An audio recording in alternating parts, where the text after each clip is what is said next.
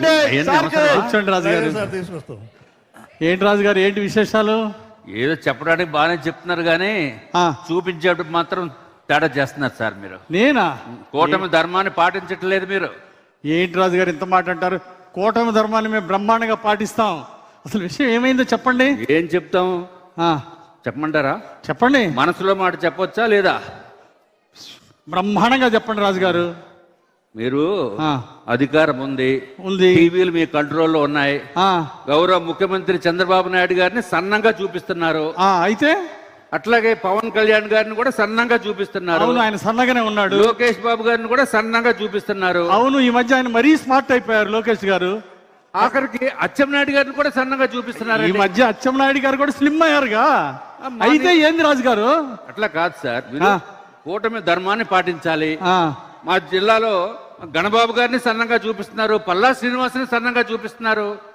అయితే ఏంటి రాజు గారు? నేను 6 ప్యాక్ బాడీ ఉండి స్లిమ్ గా ఉంటే నన్నేమో లావుగా చూపిస్తారా? అదే రాజు గారు, వాళ్ళు సన్నగా స్లిమ్ గా ఉన్నారు కాబట్టి సన్నగా చూపిస్తున్నాం. మరి మీరేమో అలా లేరు కదా. 6 ప్యాక్ బాడీ అండి. ఏంటి ఇది 6 ప్యాక్ బాడీయా? ఏది ఇటు తిరుగు. ఇది 6 ప్యాక్ బాడీ అంటండి. ఎవరు నమ్ముతారండి? ఇంతకీ ఆ 6 ప్యాక్ బాడీ ఎప్పుడు? 25 years బ్యాక్. ఓహో, 25 years బ్యాక్ అంటండి. మరి ఆ చికెన్లు మటన్లు రాజులు కదా తమరు, అన్ని వేసేటప్పుడు ఇట్లా అయింది రాజు గారు. నాకు ఇప్పుడు ఏం చేయమంటారు నన్ను కూడా మిగిలిన సీఎం గారి లాగా, పవన్ కళ్యాణ్ గారి లాగా, లోకేష్ బాబు గారి లాగా స్లిమ్ గా చూపించాలా? చూపించండి. అబ్బో, ఏ ఉంది కదా, ఎలా చూపించాలి రాజు గారు? ఆర్టిఫిషియల్ ఇంటెలిజెన్స్ కెమెరా మీ చేతుల్లో ఉన్నాయి. ఏమయ్య వెంకటేశ్వరరావు, ఆర్టిఫిషియల్ ఇంటెలిజెన్స్ పెట్టమంటున్నారా? సీఎం గారు చెప్పారు కదా సార్. అయ్యా, అది ఇందుకు కాదా చెప్పింది. ఇదిగో రాజు గారు, ఇది కష్టం కానీ నేను చిన్న సలహా ఇస్తా, ఏమనుకోరుగా సార్? మీ చేతుల్లో ఉంది కూటమి. చిన్న సలహా ఇస్తారా పాటించండి రాజు గారు? చిన్న సలహా ఇస్తారా? ఓ మాట వింటారా? చెప్పండి. వినండి, వాళ్ళంతా చంద్రబాబు గారు, పవన్ కళ్యాణ్ గారు, లోకేష్ గారు, వీళ్ళంతా డైట్ ఫాలో అవుతున్నారు, ఎక్సర్సైజ్ చేస్తున్నారు, మెడిటేషన్ చేస్తున్నారు. నా మాటను 6 నెలలు నువ్వు కూడా చెయ్యి. ఇదంతా 3 నెలలు చేశానండి. 6 నెలలు చేయి.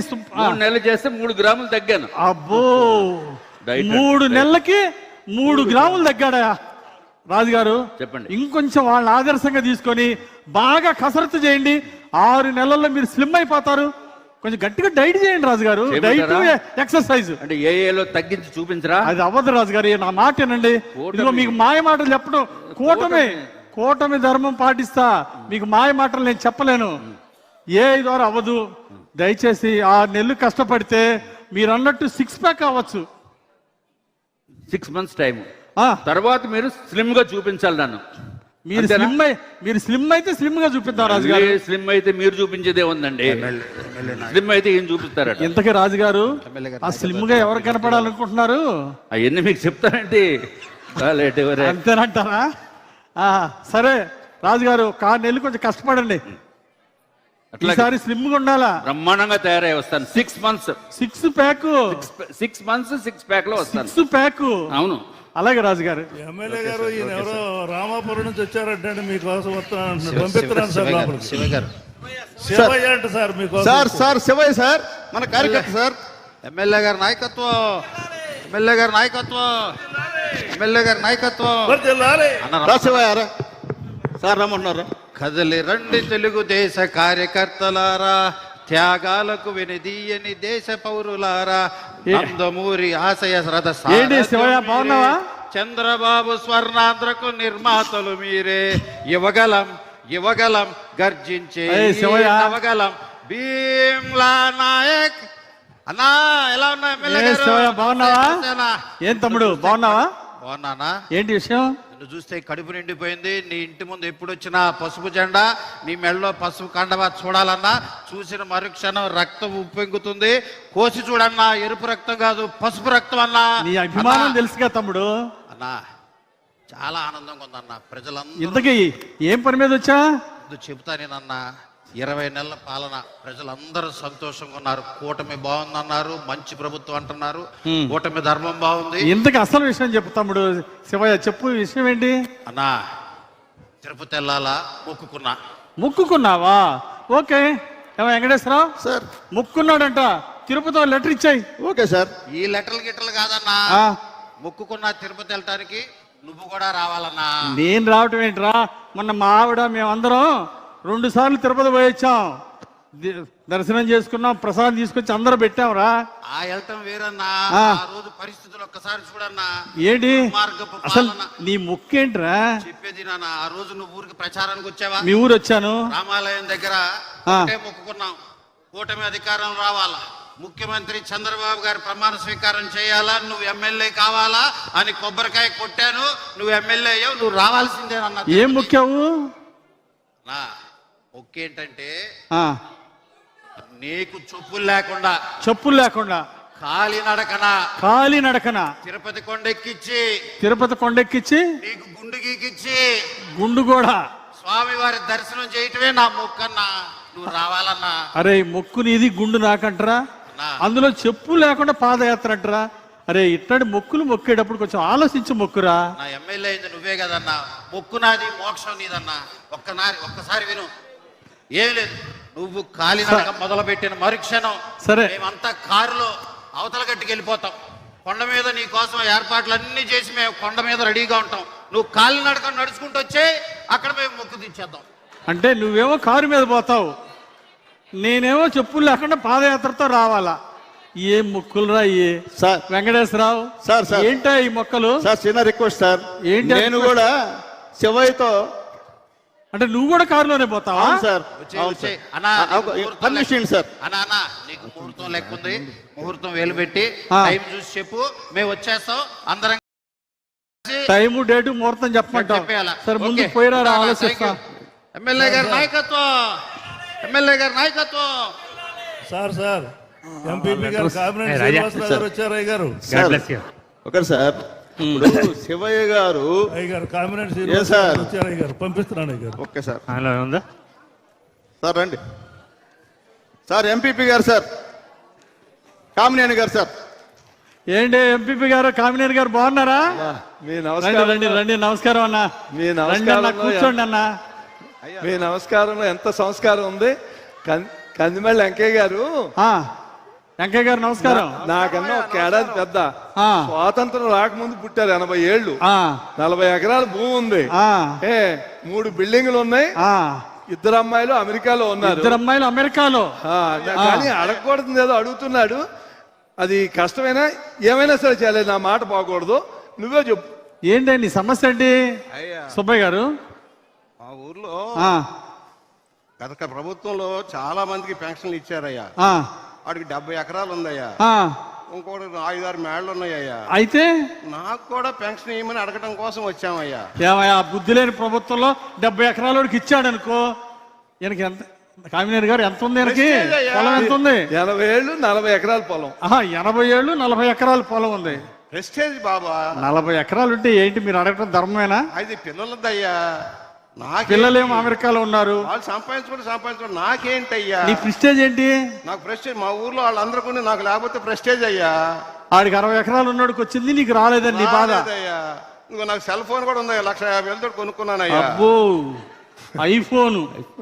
ఇంతకీ అన్నా కామినేనా వెంకయ్య చూడు, నీకు 40 ఎకరాల పొలం ఉంది, అమెరికాలో నీ పిల్లలు బ్రహ్మాండంగా సంపాదిస్తున్నారు, నువ్వు పెన్షన్ అడిగితే ఏమైనా ధర్మంగా ఉందా? మా ఊర్లో వాళ్ళు ఊరుకోరయ్యా. సరే నీ గౌరవం పెరగాలంటే నువ్వు పెన్షన్ తీసుకుంటే నీ గౌరవం పెరగదు, నీ గౌరవం తగ్గిపోద్ది. నీ గౌరవం పెరగాలంటే వాళ్ళలాగా 60 ఎకరాల పొలం పెన్షన్ తీసుకోకూడదు. నీ గౌరవం పెరగాలంటే చంద్రబాబు గారు చెప్పినట్టు P4 మార్గదర్శి నువ్వు మార్గదర్శి బాధ్యత తీసుకో. 10 పేద కుటుంబాలని, బంగారు కుటుంబాలను తీసుకో, వాళ్ళ పిల్లల్ని చదివించి వాళ్ళని ఆదుకో, వాళ్ళకి అండగా ఉండు. మార్గదర్శిగా ఉంటే నీకు మంచి నంబర్ 1 పేరు వచ్చింది. చంద్రబాబు గారు పిలిచి నీకు బహుమతి కూడా ఇస్తాడు. ఈ మధ్య నేను కూడా విన్నానయ్యా, భువనేశ్వర్ గారు ఎన్టీఆర్ ట్రస్ట్ పెట్టి పిల్లలకి బాగా పాఠాలు నేర్పిస్తా ఉన్నారు, వాళ్ళ ప్రయోజకులు చేస్తా ఉన్నారు, రక్త బ్యాంక్ పెట్టి బాగా సేవ చేస్తున్నారు విన్నానయ్యా. అలాగే పవన్ కళ్యాణ్ గారు కూడా ఈ మధ్య సినిమాలో సంపాదించి పెట్టి కొంత సేవ చేస్తున్నారు విన్నానయ్యా. మీరు చెప్పింది చాలా బాగుందయ్యా. చెప్పండి. పేదరిక నిర్మూలన కోసం చంద్రబాబు గారు కూడా P4 పెట్టారు విన్నానయ్యా. కాకపోతే మనసు రాలే ఇద్దామా వద్దామని. కానీ మీరు చెప్పాక వెంకయ్య, నీ గౌరవం పెరగాల వద్దు? పెరగాలయ్యా. నీ గౌరవం అంత ఎత్తున పెరగాలంటే నువ్వు మార్గదర్శి 10 బంగారు పేద కుటుంబాలను బాగు చేయి. నీ జీవితం ధన్యమైపోద్ది. చంద్రబాబు గారు పిలిచి నీకు బహుమతి ఇస్తాడా? ఆయన ఆదర్శంగా తీసుకొని నేను నా భూమిలో కొంత పేదవాళ్ళకి ఇస్తా, మా పిల్లలకు కూడా చెప్పి వాళ్ళ చేత సహాయం చేయించి 10 మందికి సహాయం చేయిస్తా. నాకు పెన్షన్ వద్దయ్యా, పేదవాడు అర్హులున్న వాళ్ళందరూ పెన్షన్ ఇవ్వండి అయ్యా. శభాష్ సుబ్బయ్య. కొత్తగా అలాగే చాలా బాగా చేసావు. 10 మందికి ఆదర్శంగా ఉండాలి. అలాగే ధన్యవాదాలయ్యా. Very good. ఎమ్మెల్యే గారు రమణ మనకి బాగా పార్టీలో వాళ్ళ ఊళ్ళో మెజారిటీ కానీ అడగకూడదు అడుగుతున్నాడు, 10 రోజులు తిరుగుతున్నాడు. నాకు కష్టమే కానీ ఏమైనా సరే చెయ్యాలి ఆ పని.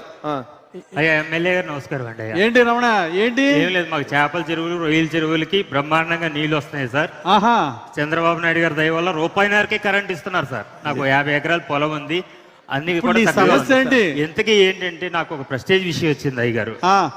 ఎందుకంటే నాకు పక్కన కాలు గోరు తీతేనే లాస్ట్ గవర్నమెంట్ లో అది వికలాంగుల పెన్షన్ అంటారు కదా సార్, దివ్యాంగుల పెన్షన్ అని చంద్రబాబు వికలాంగులు అనొద్దు దివ్యాంగులు అనమన్నారు.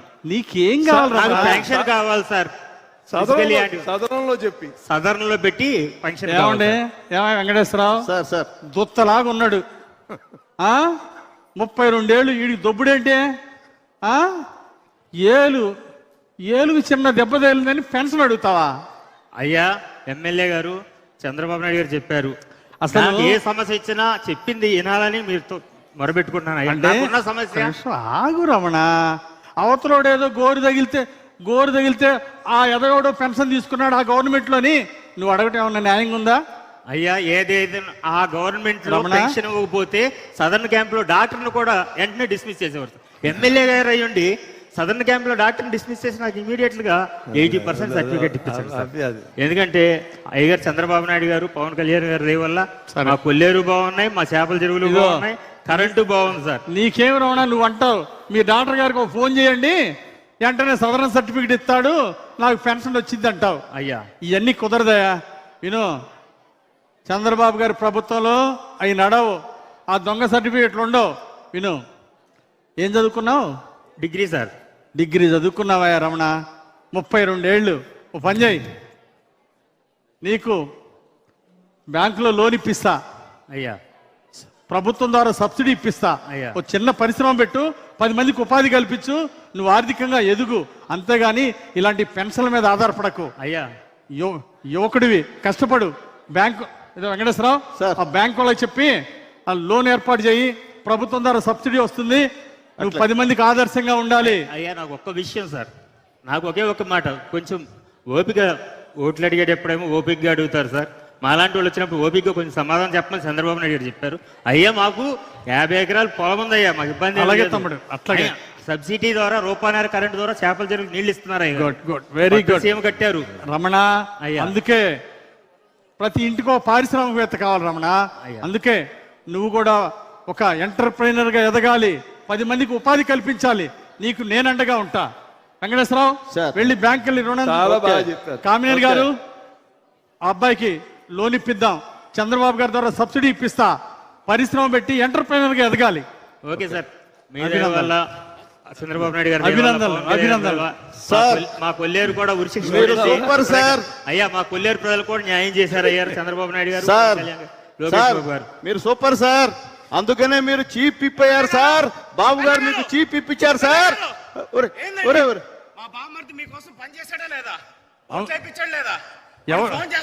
ఎవర్రా? శ్రీనివాసరావా?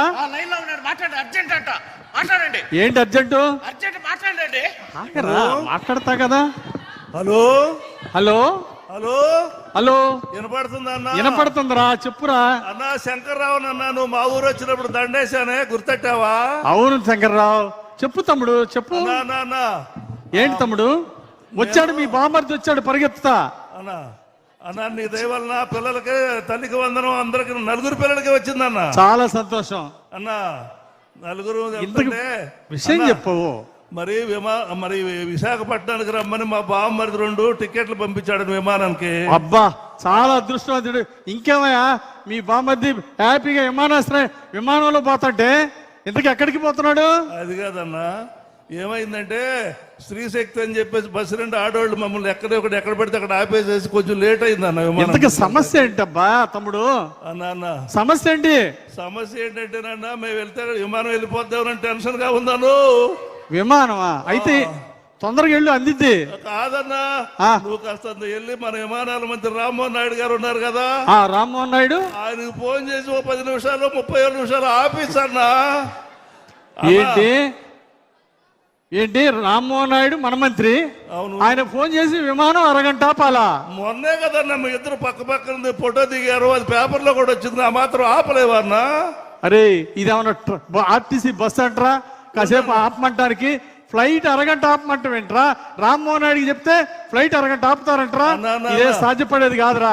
మా ఆవిడ మాట్లాడుతుండే నాన్న అసలే లేట్ అవుతుంది, పదండి. ఎమ్మెల్యే గారు గుర్తొచ్చావా? చెప్పమ్మా చెప్పు. మా ఊరు వచ్చినప్పుడు గారెలు పెడితే వన్నపూసలాగా కరిగిపోతున్నాయి అన్నారే. అమ్మా పెట్టావమ్మా, గారెలు పెట్టావు, గుర్తుందమ్మా. ఏమి లేదులేండి, గుర్తుపడతారడిగా. గారెలు పెట్టి తెప్పానని అనుకోబాకండే. గుర్తున్నావమ్మా, గారె పెట్టావు, బాగుందమ్మా. అమ్మ ముందు ఫ్లైట్ అందిద్దమ్మా, ఇల్లు తొందర ఫ్లైట్ మిస్ అవుతుంది, తొందరగా వెళ్ళమ్మా. గొలుసు లాగితే ఆగిపోద్దంటగా విమానం. ఏంటి గొలుసు లాగితే ఆగిపోద్దంటగా? అమ్మా గొలుసులు ఆగితే ఆగేది విమానం కాదమ్మా, ట్రైన్ అమ్మా తల్లి. ఫ్లైట్ లో గొలుసులు ఉండవు లాగటానికి. రైలు కొన్నప్పుడు విమానానికి ఉండకూడదా అన్న? అమ్మా నువ్వు తొందరగా వెళ్ళమ్మా, ఇది గొలుసు లాగటానికి గొలుసు ఉండదు ఫ్లైట్ లో. తొందరగా వెళ్ళు దేవుడా, ఇలా తొందర ఫ్లైట్ అందేట్టు చూడు స్వామి. ఇదో వెంకటేశ్వరరావు, తొందరగా ప్రోగ్రామ్కి వెళ్ళాలి, వెళ్దాం పద. పాప వాడికి ఎట్లా ఆ ఫ్లైట్ తొందరగా వెళ్ళమను. పోదాం సార్. సార్ ఇంకో వస్తున్నాడు సార్, చంద్రబాబు. ఆగవయా, ఎక్కడికి వెళ్తున్నావు? ఆగండి. అరే ఎలా కలుస్తావు? వాళ్ళు వెళ్ళకూడదండి, ఎమ్మెల్యే గారు చెప్పి పర్మిషన్ తీసుకోవాలి. వెట్టాపుతావా ఎమ్మెల్యే గారిని కలిసేదానికి? అరే చెప్తున్నా, చాలా పనిలో ఉన్నారు ఆయన. చాలు కానీ సుబ్బయ్య రా. ఏంటా సుబ్బయ్య ఆపుతారు? రా సుబ్బయ్య. ఏంటన్నా? అన్నా ఏమయ్యా వెంకటేశ్వరరావు, బుద్ధి ఉందంటే సుబ్బయ్య అన్న వస్తే ఆపుతారా? బుద్ధుందా? 40 సంవత్సరాలు పార్టీ కోసం అంకిత భావంతో కష్టపడ్డాడు. 3 సార్లు సర్పంచ్ గెలిచాడు, 10 ఎకరాల ఆస్తి అమ్ముకున్నాడు. ఇలాంటి వాళ్ళని మన చంద్రన్న ఏం చెప్పాడు? గుండెలో పెట్టి చూసుకోమన్నాడు. బుద్ధుందా? అలా ఆపచ్చా? సార్ అన్నా చెప్పు. అన్నా దేవుడు ప్రసాదం, నా బిడ్డ ప్రాణం కాపాడారు. ఇంతకీ బిడ్డకి ఆరోగ్యం ఎట్లా ఉంది? చంద్రబాబు నాయుడు గారి పుణ్యమైన ఆరోగ్యం బాగుంది, బయటకు వచ్చాడు. మొన్న లెటర్ ఇచ్చాను, హాస్పిటల్ బాగా చూసారా? ఇచ్చిన ఎల్ఓసి వల్ల ₹1 జేబులోంచి ఖర్చు పెట్టకుండా నా బిడ్డ ప్రాణం కాపాడుకున్నా. మీకు రుణపడి ఉండా, చంద్రబాబు నాయుడు గారికి, కుటుంబ ప్రభుత్వానికి రుణపడి ఉండా, అది చెప్పేదానికి వచ్చా. దేవుడి ప్రసాదం తీసుకొచ్చా. నీకు మేము చేసేది తక్కువ అన్నా. నువ్వు కష్టపడ్డా. దుర్మార్గ పాలనలో 16 కేసులు, తప్పుడు కేసులు పెట్టారు నీ మీద, జైల్లో పెట్టారు. అయినా నువ్వు ధైర్యంగా నిలబడ్డావు. మొన్న ఎలక్షన్లో 50 లక్షలు ఇస్తానని నీకు ఆశ చూపించినా నా కాలి గోడుతో సమానం. నేను పార్టీ వదిలి రాను, తెలుగుదేశం వదిలి రానని మా కోసం నిలబడ్డావన్నా, జెండా కోసం నిలబడ్డావన్నా. మీకోసం చంద్రన్న, ఇది నా గొప్పతనం కాదన్నా. చంద్రబాబు గారు ఇచ్చిన ఎల్ఓసి లెటరు నీ బిడ్డను బతికిచ్చిందన్నా, నాకు అదే సంతోషం అన్నా. అదొక్కటే కాదు, లోకేష్ బాబు గారి వల్ల, ఆ డిఎస్సి వల్ల నా బిడ్డకి ఉద్యోగం వచ్చింది.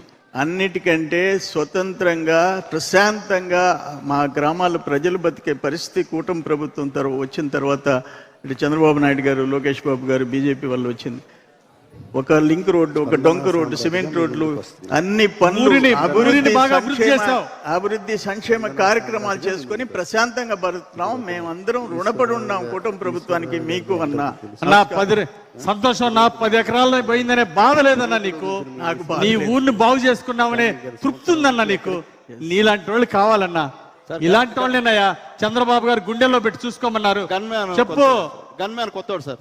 గవర్నమెంట్ కొత్తడా ఇంకోసారి ఇలా జరగకూడదని చెప్పు. అట్లాగే సార్, అట్లాగే సార్, పర్వాలేదన్న. అన్న చంద్రబాబు గారు ఊడుకోడు. అట్లాగే సార్, కొత్తవాడు ఉన్నటువంటి పర్వాలేదన్న. ఓకేనా, ఏమనుకోకన్నా.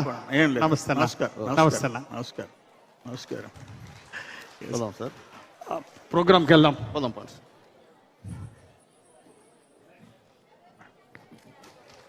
ఇక్కడ ఆన్ చేయాలి. ప్రభుత్వ చీఫ్ విప్ శ్రీ జీవి ఆంజనేయులు వారి బృందం చేసినటువంటి ప్రజా దర్బార్ అద్భుతమైనటువంటి స్కిట్. ఈ స్కిట్కి ఒక్కసారి మనం మనఃపూర్వకంగా కర్తాళ ధ్వనులు అందిద్దాం. తదుపరి రాబోతున్నారు శాసనసభ్యులు ఎన్ ఈశ్వరరావు గారు, విజయ్ కుమార్ గారు వారి బృందం. ఈశ్వరరావు గారు అనగానే మీ అందరికీ లాస్ట్ టైం వేసిన స్కిట్ గుర్తొచ్చేసి ఉంటుంది. మొత్తం స్టేజ్ అంతా అల్లకల్లోలం చేసి ముఖ్యమంత్రి గారు మనల్ని పొందుకున్నారు. ఆ తర్వాత సంవత్సరం ఏమైపోయారో